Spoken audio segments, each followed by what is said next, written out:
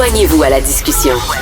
Appelez ou textez le 187 Cube Radio 1877-827-2346. Il y a des débats difficiles à avoir. C'est encore comme ça aujourd'hui. Il faut que ça évolue. La rencontre, la traverse, Barrette. Ça peut pas être pire, là. Voilà ce qu'on appelle le côté sombre de la politique. Minute, là. C'est tout. C'est simple de même. Beaucoup de grosses nouvelles aujourd'hui, mais je veux commencer par une petite nouvelle croustillante. Denis Coderre. Ah, mon Dieu. Qui se colle sur Éric Duhaime maintenant. Ça n'a pas marché avec le Parti libéral du Québec. À cette heure, il cogne à la porte du Parti conservateur du Québec. Qu'est-ce que Il ne cogne pas à la porte. Non. Ben, Non, il pose un geste citoyen OK. en faveur... Attends, j'ai même la citation parce qu'il faut quand même utiliser les bons mots. Il faut transcender les partis politiques OK. et s'assurer que les 530 000 votes qui ont été donnés au Parti conservateur soient représentés à l'Assemblée nationale. Donc, c'est un geste d'abnégation et de responsabilité politico-sociale que pose M. Coderre pour circonstanciellement appuyer M. Duhaime et demander à son parti, le Parti libéral, de ne pas présenter de candidat et demander aux caquistes déçus et aux libéraux d'appuyer Duhaime par abnégation pour les principes de la représentation démocratique. Mais il ne propose pas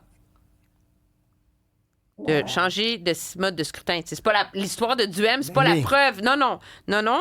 Il dit on va pas changer, on n'a pas à changer le mode de scrutin. Il faut juste s'assurer que les gens qui représentent ces gens-là aient une place au soleil. Est-ce qu'il se magasine une place dans ce parti-là? Ou... Mais Marianne Lapierre l'avait en entrevue, puis elle lui a posé la question. Parce qu'il avait promis, comme candidat à la direction du PLQ, à l'époque, de se présenter coûte que coûte.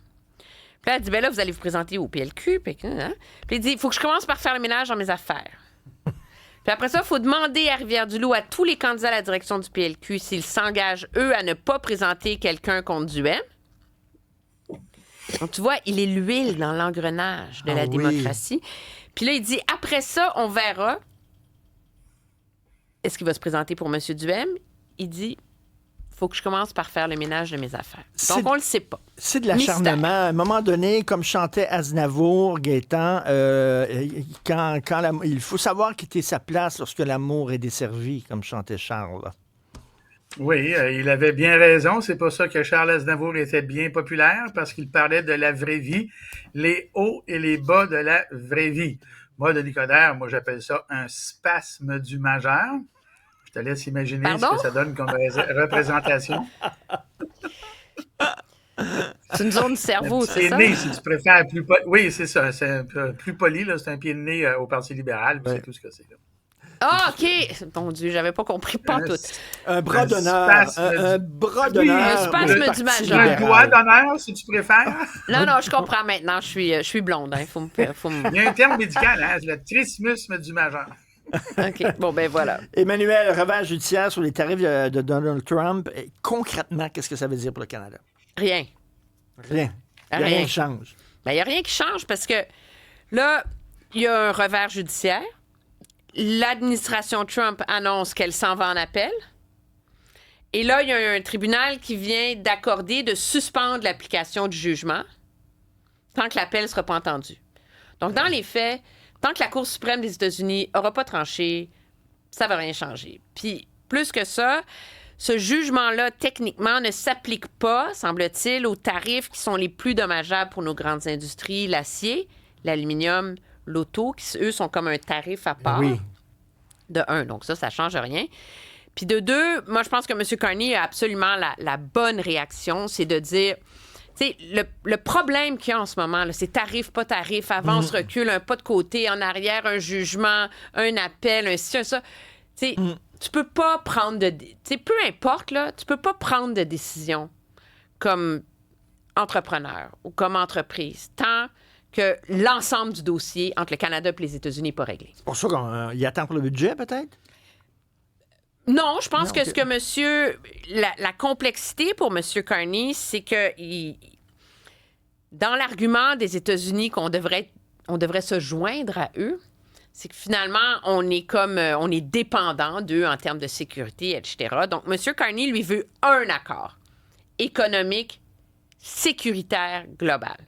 Donc, tu enlèves les tarifs, mais moi, je vais mettre tant dans ton dôme doré ou je vais dépenser tant pour la... Mais ça, tu sais, ça a l'air simple, là. Mais dans les faits, c'est pas simple parce que le but aussi, c'est d'être moins dépendant des Américains. Je te donne un exemple. Chaque dollar qu'on dépense en équipement militaire au Canada, il y a 75 cents qui vont aux États-Unis. OK? Fait que M. Carney dit qu'il faut rééquilibrer ça. Donc, lui, il veut se joindre au pacte européen de défense et de dépenses militaires. Donc, tu vois-tu là, que ça fait beaucoup de morceaux de casse-tête qui bougent en même temps? Le dôme doré, ça va-tu se faire? Ça se fera-tu pas? C'est quoi le rôle qu'a le Canada pour contrôler les données et l'accès à l'intelligence artificielle qu'il y a là-dedans?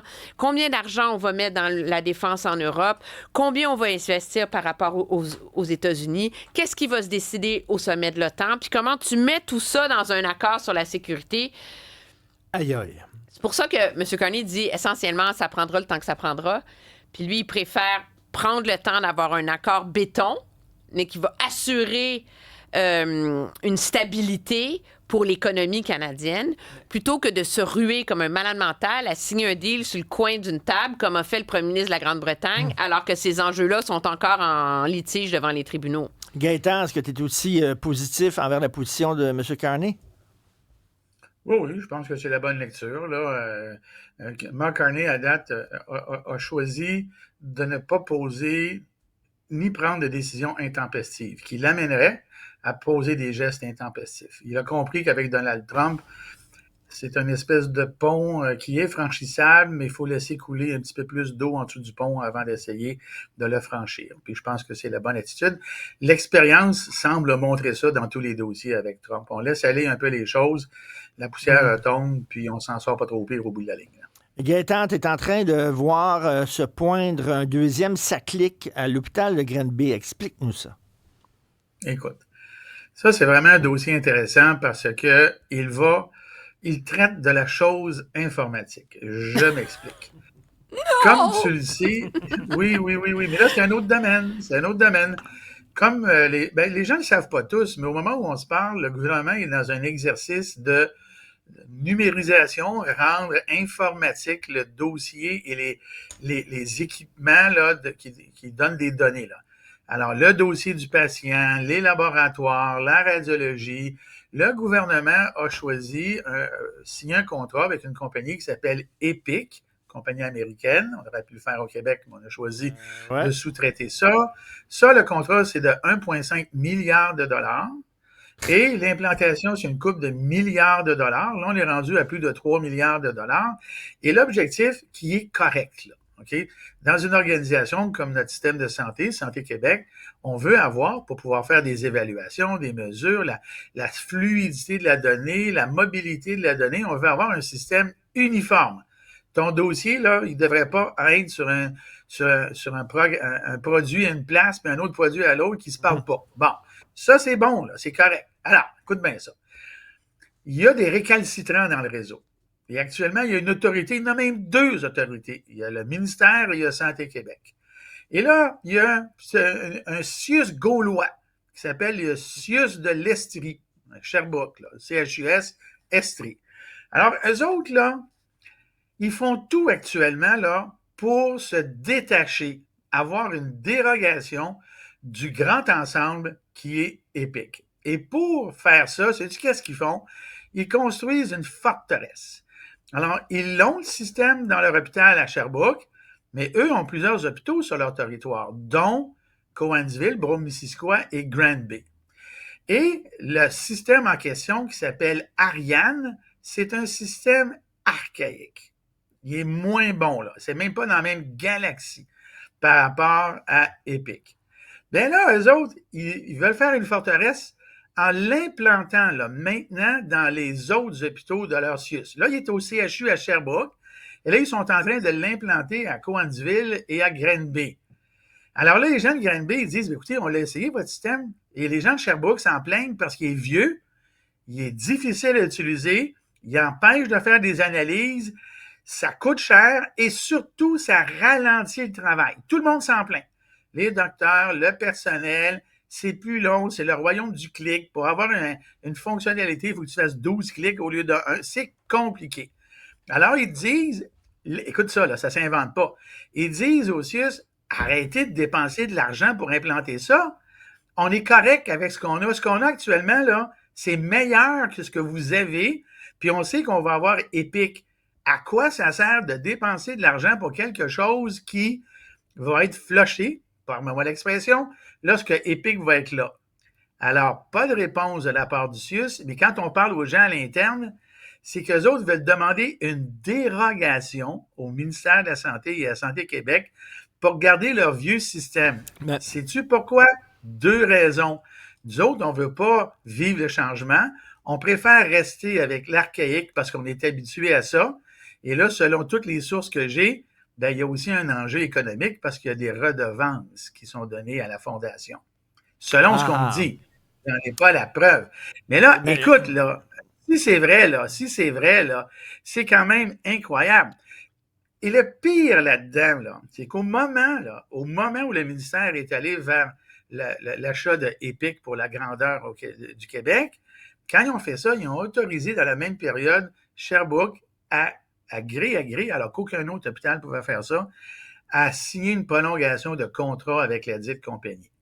Alors imagine, là, d'un côté, tu as un gouvernement, il dépense des milliards de dollars pour avoir un système moderne, uniforme, partout au Québec, avec tous les bénéfices que ça comprend. Et Epic est un bon produit. Tu as des gens sur le terrain qui disent non, on est mieux rester avec ce qu'on a en attendant Epic plutôt que d'implanter l'autre. Alors, tu comprends que ça, c'est une belle forteresse pour dire au gouvernement, nous autres, là, regardez, on est tellement bien comme ça, on est tellement suffisamment gros, épargnez-nous le calice de Epic. Puis pourquoi on en entend parler maintenant? Parce que c'est un autre exemple du péché, du vice originel dans le projet de loi, pas dans le projet de loi, mais dans le pacte de rémunération de M. Dubé avec les médecins. C'est de dire, vous serez rémunérés à la performance. Et les médecins disent, OK, mais tu ne peux pas nous rémunérer à la performance si on ne contrôle pas les enjeux qui déterminent notre performance. Tu ne peux pas blâmer un radiologue à Granby d'être pas performante quand on passe une heure à taponner le système informatique. Tu ne peux pas reprocher à un GMF de ne pas être performant quand ces médecins passent plein de temps à voir des patients qui pourraient être vus par une psychologue, par une travailleuse sociale, par un physiothérapeute ou par une IPS, qu'on n'est pas capable d'engager dans des GMF. Alors, c'est ça le nerf du problème en ce moment. C'est pas... Il y a la notion de prise en charge de groupe qui bouscule énormément les façons de faire des médecins. Ça, c'est une chose. Mais il y a aussi le côté où les médecins disent « mais tu peux pas... Je contrôle pas... » Tu me donnes pas les outils. Tu me donnes pas les outils, tu peux pas me blâmer. Tu sais, je veux dire, si vous voulez donner des primes à performance, là, payez donc tous les gestionnaires du réseau à la performance. Mais écoute, Gaétan, il y a un ministre de la Santé, là, je veux dire, il n'y a pas l'autorité de dire à cette gang-là, là, regardez, là, it's my way or the highway, là, c'est comme ça qu'on marche. Alors, non, la Santé Québec Richard, qui décide maintenant. Je vais te faire plaisir, Richard. Ce dossier-là, c'est pas moi qui ai organisé la sortie là, d'aucune manière. J'ai été aussi surpris que tout le monde de le voir dans les médias ce matin. Mais ce dossier-là, il y a au moins 1 an, j'ai contacté le ministère en leur disant ce que je viens de te dire. Vous voulez avoir un système uniforme et vous les laissez aller. C'est ça le parallèle avec SACLIC. Les gens sont informés de ça. Moi, j'ai informé, parce que c'est mon domaine, le ministère de la chose, il y a à peu près 1 an, je dirais, de ça. Et là, je vois dans le journal que finalement, ils installent ce système-là. Mais c'était ça, SACLIC. Il y a des gens dans le réseau qui lèvent la main pour dire, écoutez, il y a un problème, là. Vous dépensez de l'argent pour rien, alors que vous dépensez de l'argent encore plus pour mettre ça uniforme. Ça fait que c'est comme SACLIC. Mais les choses se savent, mais on les laisse aller. C'est qui le boss, là? C'est qui dit on s'en va par là? C'est la machine, le boss. C'est ça le problème. Et là, on va c'est la machine, c'est les dollars où tu fais que tu coupes des postes de monde qui font le ménage sans penser que ça va faire en sorte que tu ouvres tes salles d'opération 1 heure de moins par jour parce qu'il y a moins de monde qui font le ménage, fait qu'ils font le ménage plus tard, puis c'est des gens dans des tours d'ivoire. Mais écoute, le système, cela dit, Gaétan, tu dis que le système qui est privilégié par le gouvernement est le meilleur système. OK, mais on s'entend que ça ne coûtera pas 3 milliards. Ça va finir par coûter 5 milliards, 6 milliards. C'est sûr et certain. Écoute, là. ce système-là, quand j'étais ministre, Richard, j'avais décidé de voir si on ne pouvait pas le faire à l'interne. On avait commencé, parce que c'est pas si compliqué que ça. Mais j'avais évalué en 2015 le coût du système pour le Québec et en 2015, le coût d'achat et de déploiement du système, je répète, en 2015, était de 2 milliards de dollars. Alors, on s'entend-tu que là, on a signé pour 1,5 puis ça finira pas à 1,5 ni probablement à 2. Alors, même selon mes sources, là, on serait rendu pas loin de 4. Alors, tu sais, puis en plus, on laisse aller des affaires comme je viens de décrire. Richard, est-ce le bon moment pour dire que ça va comme c'est mené? Exactement. C'est le slogan. Merci beaucoup à Au vous revoir. deux. Merci, bye.